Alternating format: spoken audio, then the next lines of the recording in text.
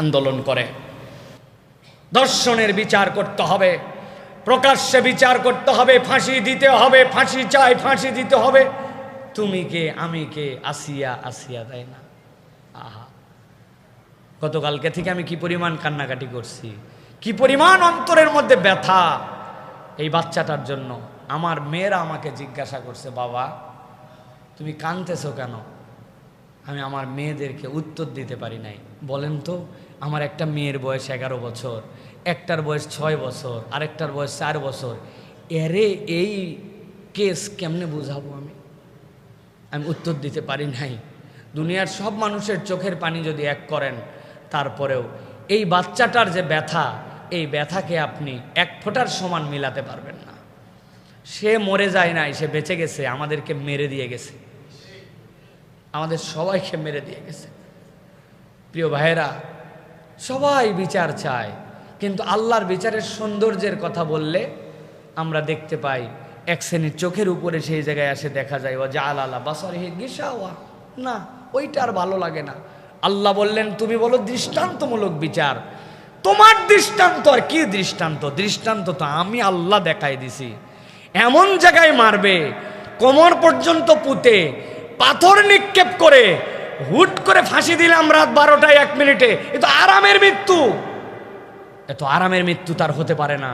এটার নাম দৃষ্টান্ত, এটা আল্লাহর দেওয়া পদ্ধতি। আপনি বলতেছেন ধর্ষকের ফাঁসি চাই, দ্রুত সময়ে বিচার চাই, তাকে প্রকাশ্যে ফাঁসি দিতে হবে। না, আপনি আল্লাহ রাব্বুল আমিনের বিচার বোঝেন নাই, এই কথা বললেই তখন আবার বন্ধু বেজার, তখন উনি আর এটা নিতে পারে না। তার মানে আল্লাহর বিচারে সে সন্তুষ্ট নয়। আমরা বলতে চাই, আল্লাহর ওয়াস্তে অন্য কোনো ক্ষেত্রে ইসলামের বিধান আপনার পছন্দ হোক বা না হোক, নারী নির্যাতন, যেটা নারীকে সবচেয়ে বড় সম্মান দিয়েছে ইসলাম, ইসলামের থেকে বেশি সম্মান নারীকে কেউ দিতে পারে নাই। ও বোন, ও নারীবাদী, ও ফেমিনিস্ট, আমি আপনাদের পায়ে হাত দিয়ে বলতেছি, ইসলাম স্টাডি করে দেখেন। পৃথিবীতে 200 বছর আগে নারীর উত্তরাধিকার ছিল না, শিশুদেরকে হত্যা করা হতো। ভারত সহ পুরা পৃথিবীতে নারী ভ্রূণ হত্যা করা হয়, এমনকি আইন করতে বাধ্য হয়েছে আলট্রাসোনোগ্রাম করার সময় জেন্ডার বলে দেওয়া যাবে না, কিন্তু এর দ্বারা নারী হত্যা বন্ধ হয় নাই। আর ইসলাম এই নারীকে এমন মর্যাদার আসনে বসাইছে যেটার কল্পনা নাই, যেটার তুলনা নাই। ওই মর্যাদারই একটা দিক, কোনো নারী যদি অন্যায় হয়, কোনো নারীর প্রতি যদি নির্যাতন হয়, কোনো রেপ হয়, কোনো ব্যভিচার হয়, তার জন্য ব্যভিচারী এবং ব্যভিচারিণীর যে শাস্তি নির্ধারণ করা হয়েছে, এটা নারীর সম্মান। আপনি যদি এইটা প্রতিষ্ঠিত করতে না পারেন, আপনি যত ডায়লগ দেন, প্রকৃতার্থে নারীর মর্যাদা দিতে পারবেন না। প্রিয় ভাইয়েরা, ইসলাম নারীকে পোশাক দিয়ে সম্মানিত করেছে, এটা নারীর প্রোটেকশন। ইসলাম নারীর জন্য বিধান দিয়েছে নারীর প্রোটেকশন। ইসলাম নারীকে তত্ত্বাবধায়ক শূন্য করে নাই। হয় বাপের কাছে, বাপ মরে গেছে ভাইয়ের কাছে, ভাই নাই রাষ্ট্রের কাছে, বিবাহ হয়েছে স্বামীর কাছে, স্বামী মারা গেছে সন্তানের কাছে, সন্তান নাই স্বামী মারা গেছে, তখন আবার রাষ্ট্রের কাছে তত্ত্বাবধায়কহীন, 1 সেকেন্ডের জন্য রাখে নাই। 3 দিনের অতিরিক্ত পথ যদি সে দৌড়ায় যায়, কোনো দিকে দৌড়াদৌড়ি সফর করতে হয়, তাহলে পুরুষের দায়িত্ব তার মহরেমশিপের দায়িত্ব নেওয়া, তাকে নিরাপত্তা নিয়ে যাবে, সে প্রেসিডেন্টের মতো গার্ড নিয়ে সবসময় চলবে। ইসলাম এই মর্যাদা তাকে দিল। আমরা যেই বলি শরীয়ত আইনটা বাস্তবায়ন করা হোক, তখন বন্ধু বেজার আছে না একদল, তখন নারীবাদী হয়ে যায়। আসলে নারীবাদী না, এটা নেড়িবাদী। কিবাদী? 30,000 ফিলিস্তিনি নারীকে হত্যা করে ফেলা হলো, শিশুদেরকে হত্যা করে ফেলা হলো, ফিলিস্তিনের ওই মা বোনদেরকে বেইজ্জত করা হলো, খাদ্য না দিয়ে মারা হলো, ঘাসের পাতা খাইলো। তোমরা যারা নারীবাদী করে, তখন তোমরা কোথায় ছিলে? ফিলিস্তিনের নারী তুমি দেখতে পাও না, আর এই জায়গায় শাহবাগে তুমি নারীবাদী মারাও। তুমি নারীবাদী না, তুমি নেড়িবাদী, ঠিক কিনা? তুমি ধান্দাবাজ। এই জন্য আমরা বলবো, আমার এই বোনের বিচার দ্রুত সময়ের মধ্যে কার্যকর করতে হবে। দোহাই লাগে, একটা ইসলামী কোর্ট দিয়ে বিচার করেন, একটা করেন, অন্তত আমার বোন আসিয়ার বিচারটা করেন। দেখেন বাংলাদেশে কি পরিমাণ পরিবর্তন হয়। একটা বিচার করেন। আমরা দাবি দিচ্ছি, আপনারা দাবি করেন এইটা, কিন্তু এই কথা বললেই আমরা দেখেছি একদল, তারা সব সময় ওয়া খাতামা আলা সামঈহি ওয়া কলবিহি ওয়া জাআলা আলা বাসারিহি গিশাওয়া, আল্লাহর আইন সে দেখতে পায় না। আপনি কি হিসাবে বলেন যে আপনি ধর্ষকের বিচার, মৃত্যুদণ্ড চান, প্রকাশ্য শাস্তি চান। আরে ইসলাম তো এইটাই বলছে, কিন্তু আপনার তরিকায় নয়। আপনি কেন এরকম এটা বোঝেন না?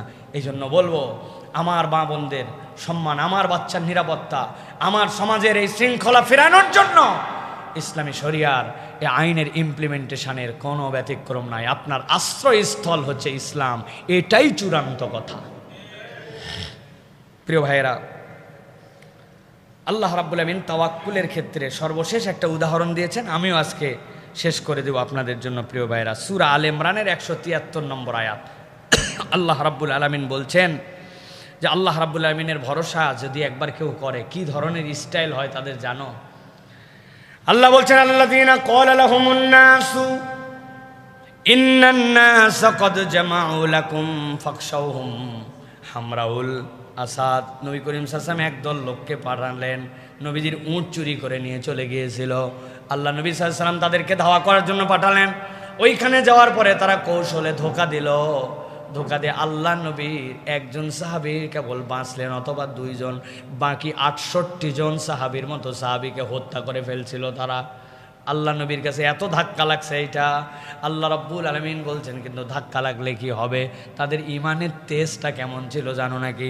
তাদেরকে বলল আল্লাযীনা ক্বালা লাহুমুন নাস, মানুষ তাদেরকে বলল ইন্নান নাসা ক্বাদ জামাউ লাকুম, বহু লোক হচ্ছে কিন্তু সাবধান হও, লোক কিন্তু বাইরে গেছে, তোমরা কম, তোমরা কিন্তু টিকতে পারবা না, শেষ হয়ে যাবে। আল্লাহ বলতেছেন, এই বাপের বেটাগুলা এমন বাপের বেটা, তারা চিৎকার দিয়ে বলে উঠলো ফাযাদাহুম ঈমানা, লোক বাড়ছে শুনে তাদের ঈমান বাইরে গেল। আল্লাহু আকবার। সাথে সাথে তারা বলতে শুরু করলো ক্বালু হাসবুনাল্লাহু ওয়া নি'মাল ওয়াকিল। লোক দিয়ে ঈমানদার কখনো হিসাব করে না, ঈমানদার হিসাব করে আমি আল্লাহর প্রতি ভরসাকারী। সুবহানাল্লাহ। খেজুরের চামড়া ছেলা ডাল তরোয়ালের ভূমিকায় চলে আসছে। কিসের বলে? আল্লাহর প্রতি তাওয়াক্কুলের বলে। ওই খেজুরের ডাল তখন তলোয়ারে রূপান্তর হয়ে গেছে। অতএব প্রিয় ভাইয়েরা, প্রিয় বোনেরা, আমার যারা কথা শুনতেছেন, আল্লাহর উপর তাওয়াক্কুল বাড়ান। আল্লাহর উপর তাওয়াক্কুল মুখ দিয়ে কেবল বললে আসে না। আল্লাহর উপর তাওয়াক্কুল করার জন্য 3টা কাজ করতে হয়। আল্লাহর আদেশ মানতে হয়, আল্লাহর নিষেধ থেকে ফিরতে হয়, আর আল্লাহকে সন্তুষ্ট করার জন্য কিছু অতিরিক্ত কাজ করতে হয়। কি বলছি? আল্লাহর আদেশ, আল্লাহর নিষেধ, দূরে থাকতে হয়, আর আল্লাহকে সন্তুষ্ট করার জন্য অতিরিক্ত কিছু কাজ করতে হয়, যেটা না করলেও আল্লাহ রাগ হয় না, কিন্তু করলে আল্লাহ খুশি হয়। আপনার এরকম যাকাতের টাকা দিবেনই, কিন্তু আপনি কিছু অতিরিক্ত দান করেন। আপনার দায়িত্ব নাই, কিন্তু তারপরেও আপনি 2টা লোকের দায়িত্ব নেন। আপনি মসজিদে ঢুকে বসে পড়েন না, আপনি 2 রাকাত সালাত আদায় করেন। তাহাজ্জুদ না পড়লে গুনাহ হবে না, কিন্তু একটু তাহাজ্জুদে ওঠার জন্য চেষ্টা করেন। আপনার সম্পদ যেটা আছে মানবিক কাজে একটু ব্যবহারের জন্য চেষ্টা করেন। আপনি আপনার জায়গা বুঝবেন যে আল্লাহ এটা না করলে অখুশি হবে না, কিন্তু করলে অতিরিক্ত খুশি হয়। আল্লাহর আদেশ মানে, নিষেধ থেকে ফিরে, আর আল্লাহকে খুশি করার জন্য কাজ করে। এই 3 কাজ করলে এই অ্যাপস রান করে, নচেত খালি মুখে বললে হবে না। আল্লাহ ভরসা। এই লোক যদি টায়ার বাস্ট হয় তো দৌড়ায় সবার আগে। এই আল্লাহ ভরসা আমাদের। অতএব আমরা যদি প্রকৃত শক্তিশালী হতে হয়, তাহলে আল্লাহর প্রতি তাওয়াক্কুল বাড়াতে হবে। পারবো তো ইনশাআল্লাহ? আল্লাহ তাআলা আমাদেরকে কবুল করুক, বল আল্লাহুম্মা আমিন। আল্লাহ আমাদেরকে বোঝার তৌফিক দান করুক, বল আল্লাহুম্মা আমিন।